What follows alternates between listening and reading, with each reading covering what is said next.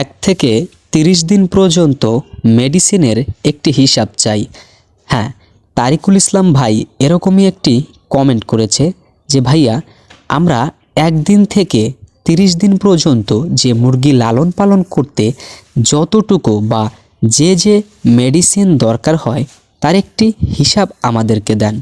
আসলে কি ভাইয়া, এরকম মেডিসিন হিসাব কিন্তু আপনি, আমি বা অন্য কেউ, যে কোনো কেউ এরকম হিসাব কিন্তু সঠিক হিসাবটা আপনাকে দিতে পারবে না। তারপরেও যেহেতু আপনি কমেন্ট করেছেন, আর আমি আগেও বলেছি যে কমেন্টের উপরে ভিত্তি করে কিন্তু আমরা ভিডিওটি তৈরি করি। আপনারা কী ধরনের ভিডিও চাচ্ছেন, তো এরকম নিত্য নতুন ভিডিও পেতে অবশ্যই আমাদের চ্যানেলটি সাবস্ক্রাইব করে রাখবেন, আর অবশ্যই আমাদের ভিডিওগুলো শেয়ার দিয়ে অন্যকে দেখার সুযোগ করে দিবেন।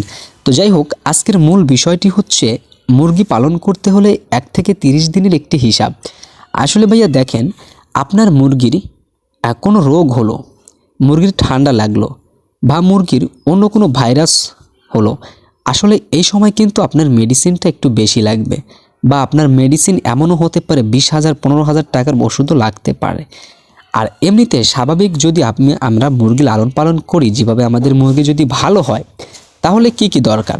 আসলে আমরা যেদিন মুরগি আনি সেদিন তো অবশ্যই আপনাদের মুরগির সাথে, অর্থাৎ আপনারা যদি ডিলারের সাথে সংযুক্ত থাকেন, তাহলে আপনাকে অবশ্যই একটি স্যালাইন দেবে। তো আমরা কিন্তু প্রথমে একটি মুরগিকে স্যালাইন খাওয়াই। তারপরে আমরা কিছুদিন যাবত যখন আমাদের মুরগি ছোট থাকে, তখন আমরা অনেকে আছি লাইসোবেট দেই, বা অনেক কিন্তু স্যালাইন, যেরকম স্যালাইন জাতীয় যদি গরমের দিনে হয় তাহলে কিন্তু আমরা স্যালাইন জাতীয় অনেক কিছু আমরা দিয়ে থাকি, মানে মুরগির লিভারটা ভালো থাকার জন্য।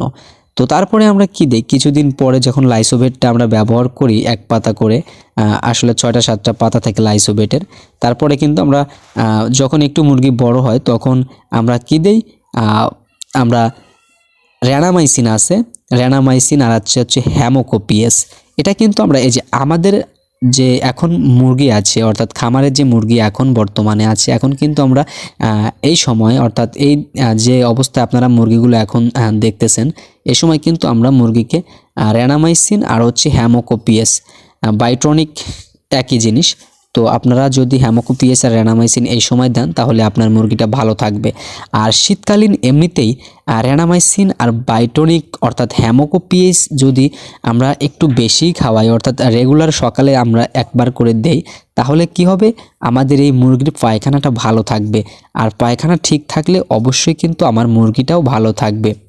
আর শীতের দিনে যেহেতু মুরগিকে একটু তাপের মধ্যে রাখতে হয়, একটু গরম সৃষ্টি করতে হয়, সেক্ষেত্রে মুরগির লিটারটা কিন্তু খারাপ হতে যায়। এজন্য আমরা এই সময় লাইসোবেট দেই। আর আপনারা লাইসোবেটটা এই সময় একটু বেশি দিবেন, বা মুরগিকে বেশি বলতে আপনারা সকালে একটু কিছুদিন সকালে খাওয়াবেন, লাইসোবেটটা খাওয়াবেন।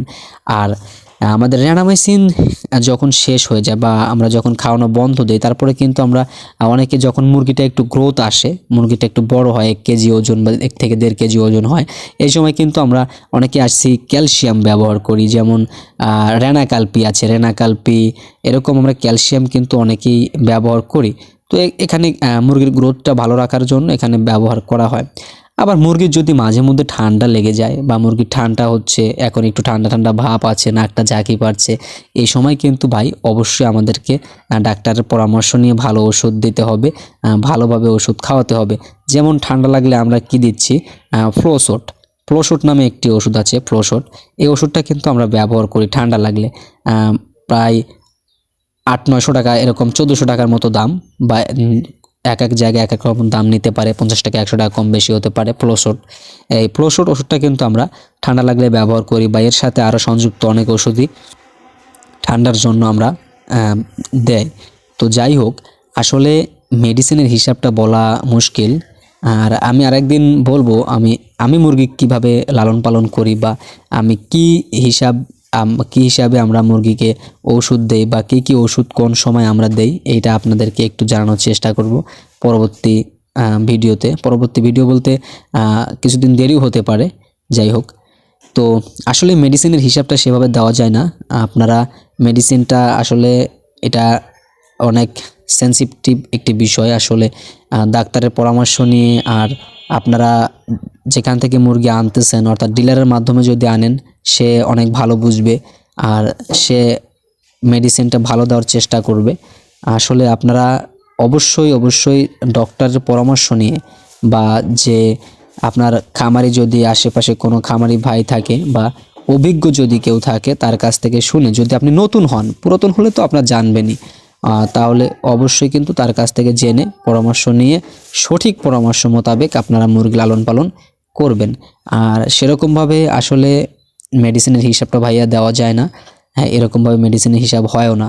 আসলে আপনার মুরগির কোন সময় কি হয়ে যায় বা কখন কি হয়ে যায়, এরকম সিস্টেমে আপনারা কখনোই ভিডিও পাবেন না। ভিডিও পাবেন, এমনি ভিডিও অনেক পাবেন যে এই জিনিস এখন দিতে হবে, এই জিনিস এখন দিতে হবে। আসলে এটা ভাইয়া ঠিক না। আপনার মুরগি হিসাবে, আপনার মুরগির গ্রোথ হিসাবে, আপনার মুরগির অবস্থান বুঝে আপনি ডাক্তারি পরামর্শ নিয়ে আপনাকে ওষুধ দিতে হবে। আপনি এমনি একজনের কাছ থেকে শুনে, আপনি একটা ভিডিও দেখে, আপনি এই ইউটিউবে একটা ভিডিও দেখে আপনি মেডিসিন দিয়ে দিলেন আপনার মুরগিকে, এটা কোনো অভিজ্ঞ খামারি এরকম কাজ করতে পারে না। তো ভাইয়া আসলে ইউটিউব দেখে আসলে বা ভিডিও দেখে এগুলো করা সম্ভব না, ঠিক আছে? আপনি অবশ্যই, আপনাকে এখানে অভিজ্ঞ মানুষ এবং প্রাণী সম্পদ অফিসার বা ডাক্তার যারা আছে, মুরগি বিশেষজ্ঞ বা আপনার ডিলারের কাছ থেকে, তারা অবশ্যই অনেক ভালো জানে। সেখান থেকে আপনারা জেনে শুনে তারপরে প্রয়োজনে মুরগি দেখিয়ে আপনি মুরগিকে ওষুধ খাওয়াবেন, সেই হিসাবে মুরগিকে আপনি ওষুধ খাওয়াবেন। এমনি একজন একটা বলল সেই হিসাবে কিন্তু আপনাকে মুরগি লালন পালন করলে হবে না, এভাবে হবে না। তো আজকের ভিডিওটি এখানে শেষ করছি। সবাই ভালো থাকুন, সুস্থ থাকুন, আল্লাহ হাফেজ।